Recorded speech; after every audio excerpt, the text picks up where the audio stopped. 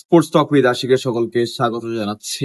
গতকাল আসলে অদম্য বাংলাদেশ টি-20 ক্রিকেট কাপের আসলে ফাইনাল হয়েছে এবং সেই ফাইনালে ধূমকেতু একাদশ চ্যাম্পিয়ন হয়েছে। এখানে আসলে স্পেসিফিক একজন প্লেয়ারকে নিয়ে কথা বলবো, সাব্বির রহমান। সাব্বির রহমানকে সবাই চেনেন এবং সবাই সাব্বির রহমানকে দলে চান কারণ তার হার্ড হিটিং এর জন্য। অবশ্য আমিও সাব্বিরকে দলে চাই কারণ তার কিছু গুণ আছে, তার ব্যাটিং অ্যাবিলিটি আছে, তার ভালো ক্যাপাসিটি আছে, ভালো শট সিলেকশন আছে তার। তবে একটা জিনিস কি যে সাব্বির রহমানের গেম অ্যাওয়ারনেস একেবারে নিম্ন লেভেল।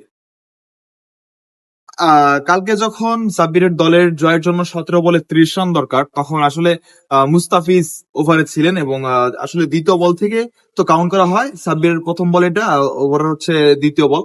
সো সেখান থেকে কাউন্ট করা হলে দেখা গেছে যে পরপর 3টা বল সাব্বির রহমান ডট খেলেন। পরপর 3টা বল সাব্বির রহমান ডট খেলে এবং সেই মুস্তাফিজের 3টি বল সাব্বির রহমান বুঝতে পারেন না। এরপর রিশাদের বলে তিনি বাউন্ডারি হাঁকান। এর খানিক পরেই তিনি 6 বলে 5 রান করে তিনি আউট হয়ে যান।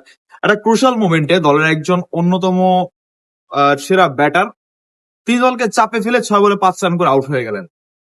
আমার কথা হচ্ছে, আমি প্রথম বল, দ্বিতীয় বল, তৃতীয় বল আমি খেলতে পারছি না। আমি চতুর্থ বলে আমি নন স্ট্রাইকারকে ক্রিজ দিয়ে আমি ছেড়ে দিব। আমি কেন আমি কেন আমি বল বেশি খাবো? মানে আমার রানের থেকে বল বেশি হবে আমার এই মোমেন্টটায়। আমার তো এখানে জয় দরকার, এখানে আমার বাউন্ডারিজ দরকার। এখান থেকে আমি সিঙ্গেল রোটেট করব, স্ট্রাইক রোটেট করব। আমি কেন এখানে আমি বল খেলবো? আমি বল বল হজম করব? আমার তো কোনো প্রশ্নই আসে না।